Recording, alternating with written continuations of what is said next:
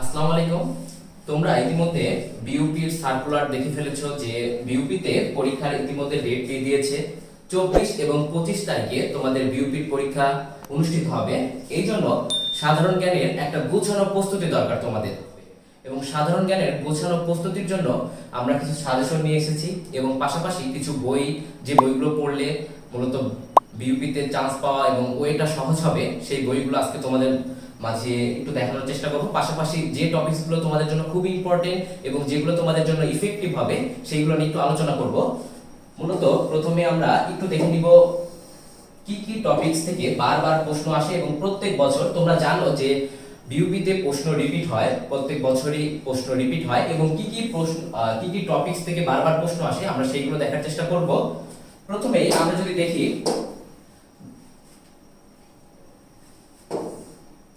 প্রথমে আছে 1952 থেকে 1971 বা লিবারেশন ওয়ার, মুক্তিযুদ্ধ থেকে, এবং 1952 থেকে 1971 পর্যন্ত মুক্তিযুদ্ধ থেকে প্রত্যেক বছর শুধু বিইউপিতে দুইটা একটা এরকম প্রশ্ন এসে থাকে। প্রত্যেক বছর দুই থেকে একটা প্রশ্ন এসে থাকে। যদি আমরা এই জিনিস এই বিষয়গুলো যদি একটু ভালো করে পড়ি এবং ভালো করে দেখি এবং কোশ্চেন ব্যাংক অ্যানালাইসিস করি। কোশ্চেন ব্যাংক এখন কোনটা অ্যানালাইসিস করব? কোশ্চেন ব্যাংক বিইউপির জন্য বিইউপি বুস্টার তোমরা সংগ্রহ করে নিতে পারো। এখানে সর্বাধিক বিইউপিতে প্রশ্ন আসা এবং বিগত বছরের প্রশ্নগুলো অ্যাড করা আছে। এরপরে দেখো কনস্টিটিউশন অফ বাংলাদেশ, বাংলাদেশের সংবিধান, খুবই ইম্পর্টেন্ট একটা টপিকস। এইখান থেকে প্রত্যেক বছর প্রশ্ন এসে থাকে এবং এবার সবচেয়ে বেশি এটা ইম্পর্টেন্ট, কারণ তোমরা জানো এবার সংবিধানের 50 বছর বা সুবর্ণ জয়ন্তী ছিল। 4 নভেম্বর 2022 সংবিধানের সুবর্ণ জয়ন্তী ছিল। এই জন্য কনস্টিটিউশন অফ বাংলাদেশ এবার অনেক বেশি ইম্পর্টেন্ট। এখানে কি কি পড়তে হয়? 153টা অনুচ্ছেদ কি পড়তে হবে? খন্দকার জিকেতে, যদি খন্দকার জিকে তোমরা ফলো করো দেখবা সংবিধানের যে যে অনুচ্ছেদগুলো খুবই ইম্পর্টেন্ট সেইগুলোতে 2টা স্টার অথবা 3টা স্টার দেওয়া আছে। আমরা শুধু এইগুলো যদি পড়ি তাহলে আমাদের কনস্টিটিউশন অফ বাংলাদেশ, বাংলাদেশের সংবিধান পুরোপুরি কমপ্লিট হয়ে যাবে। এরপরে 3 নাম্বার যেটা দেখব, বঙ্গবন্ধু শেখ মুজিবুর রহমান। এইখান থেকে একটা প্রশ্ন তোমরা কমন পেয়ে যেতে পারো। দেন স্পোর্টস, ক্রিকেট এবং ফুটবল।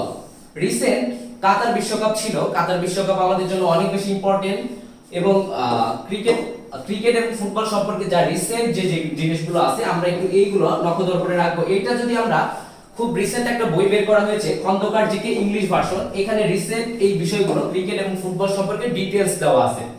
এরপরে famous painter and their art, খুবই ইম্পর্টেন্ট একটা টপিকস এবং এই টপিকসগুলোর উপর নিয়মিত ক্লাস হয়। তোমরা যদি বিইউপি ক্যাপশন যে আমাদের যদি তোমরা একটু খোঁজ খবর রাখো অনলাইনে, বিইউপি ক্যাপশন নামে একটা আমাদের কোর্স নামানো আছে। তোমরা এই কোর্সে যদি যুক্ত হয়ে যাও, এই বিষয়গুলোর উপর প্রত্যেকটা টপিকসের উপর আলাদা আলাদা করে ক্লাস হয় এবং কি কি প্রশ্ন আসতে পারে তোমাদের।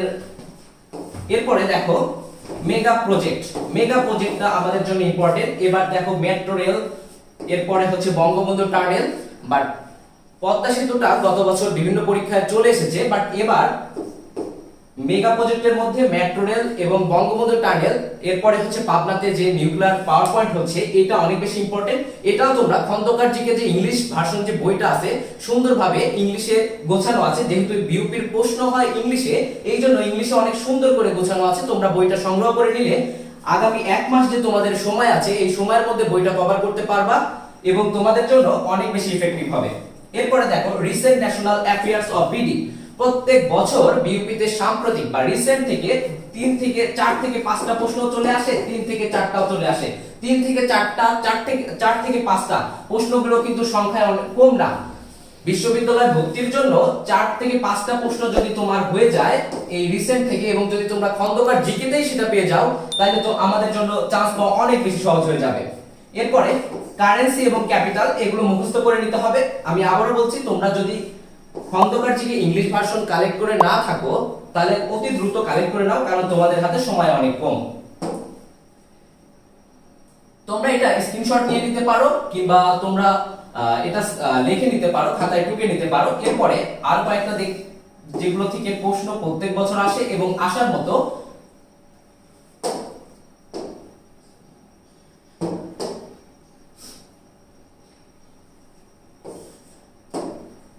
এরপরে কান্ট্রিজ যেমন ইউএসএ, ইন্ডিয়া, রাশিয়া এবং তুর্কি। কিছুদিন আগে মানে যদি রিসেন্ট কিছু দেখো, তুর্কিতে একটা ভয়াবহ ভূমিকম্প হয়, এই জন্য তুর্কি অনেক বেশি ইম্পর্টেন্ট এবং আমাদের মহাদেশ সম্পর্কে একটু জানতেই হবে। বিশ্ববিদ্যালয়ে যেহেতু পরীক্ষা দিব, আমাদের সবকিছু জানতেই হবে, কিন্তু সবকিছু না, বাট ইউএসএ, ইন্ডিয়া, রাশিয়া এবং তুর্কি জানলে মোটামুটি ইনশাআল্লাহ হয়ে যাবে। এরপরে ইউএন এন্ড আদার অর্গানাইজেশন, জাতিসংঘ খুবই ইম্পর্টেন্ট একটা জিনিস আমাদের জন্য। যে কোনো জায়গায়, যে কোনো বিশ্ববিদ্যালয়ে ভর্তি পরীক্ষা দিতে গেলে জাতিসংঘ থেকে একটা প্রশ্ন আমরা দেখে থাকি এবং বিউপিও তার ব্যতিক্রম না। ফেমাস ওয়ার এন্ড রেভলিউশন, এখান থেকেও একটা প্রশ্ন কমন পেতে পারো। তার এরপরে দেখো ফেমাস অথর এন্ড देयर বুক। এরপরে ইন্টারন্যাশনাল প্রাইজ, এটা নোবেল প্রাইজ হতে পারে, পুলিৎজার প্রাইজ হতে পারে। তোমরা একটু 2023 এ এখন পর্যন্ত নোবেল দেওয়া হয়নি, 2022 এর নোবেল প্রাইজটা একটু দেখে নিবা এবং এটা তোমরা, আমি আবারও বলতেছি, খন্দকার জিকে ইংলিশ ভার্সন দেখলেই তোমরা পেয়ে যাবা। এরপরে স্টেটস এন্ড রিভার্স, নদ নদী থেকে, তোমরা যদি দেখো নদ নদী থেকে প্রত্যেক বছর প্রশ্ন আসে এবং প্রণালী থেকেও প্রত্যেক বছরই একটা করে কোশ্চেন দিয়ে দেয়। এবং খন্দকার জিকেতে একমাত্র খন্দকার জিকে একটা সাধারণ জ্ঞান বই যেখানে প্রণালীর ছন্দ করে করে শেখানো আছে। প্রণালী আমাদের মনে রাখা অনেক বেশি কঠিন হয়ে যায় আমাদের জন্য, বাট ছন্দ আকারে দেওয়া আছে, সেটা হচ্ছে খন্দকার জিকের যে বাংলা বেসিক বইটা আছে। আমাদের যদি বাংলায় সাধারণ জ্ঞান বেসিক যদি কমপ্লিট থাকে, ইংলিশে আমাদের জন্য আহামরি কঠিন কিছু হবে না। এরপরে স্কুল পিটার ভাই এই দেখো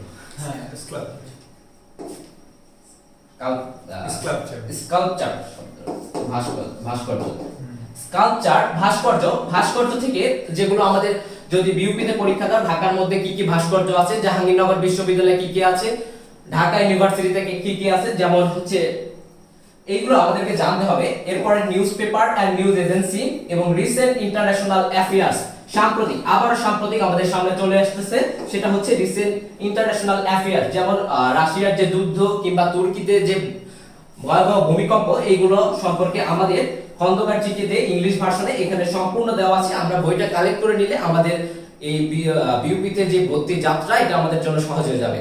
সবাইকে এতটুকুই, সবাই ভালো থাকবা, সবার জন্য শুভকামনা রইল। এগুলো যদি নিজে বুঝতে সমস্যা হয় কিংবা পড়ার পরেও বুঝতেছো না, কোথাও থেমে যাচ্ছ কিংবা আটকে যাচ্ছ, তখন তোমাদের কোনো মেন্টর অবশ্যই দরকার। কারণ মেন্টর হলে তোমরা একটা নির্দিষ্ট গাইডলাইনের মাধ্যমে আগাতে পারবা এবং এই এক মাসে কিভাবে তোমাদের বিউপির পথটা সহজ করে দিবে। বিউপির পথটা সহজ করে দেওয়ার জন্য আমাদের একটা কোর্স আছে, যদি তোমরা দেখো এই কোর্সটায় বিউপির সবচেয়ে মেধাবী শিক্ষার্থী, আইন বিভাগের শিক্ষার্থীদের নিয়ে এবং সবচেয়ে ভালো ভালো বিভাগের শিক্ষার্থীদের নিয়ে এই কোর্সটা সাজানো আছে। কোর্সটার নাম হচ্ছে ক্যাপ্টেন বিউপি টার্গেট ব্যাচ। এই ব্যাচটাতে তোমরা কি পাবা? এই ব্যাচটাতে পাবা হচ্ছে বাংলা, ইংলিশ এবং জিকে, তিনটা বিষয় ক্লাস পাবা এবং ইংলিশ ক্লাসগুলো হবে ইংলিশ ভার্সনে, যাতে তোমাদের বুঝতে সুবিধা হয় এবং প্রশ্নগুলো ধরতে সুবিধা হয়। এর পাশাপাশি তোমরা পাবা যে ক্লাসগুলো হবে ডিজিটাল বোর্ডে এবং স্লাইডগুলো তোমাদেরকে প্রোভাইড করে দেওয়া হবে। এবং এর পাশাপাশি তোমরা প্রতিদিন যে ক্লাসগুলো হবে, ক্লাসগুলোর নোট পেয়ে যাবা। নোটের পাশাপাশি পাচ্ছ হচ্ছে নিয়মিত পরীক্ষা পাওয়া।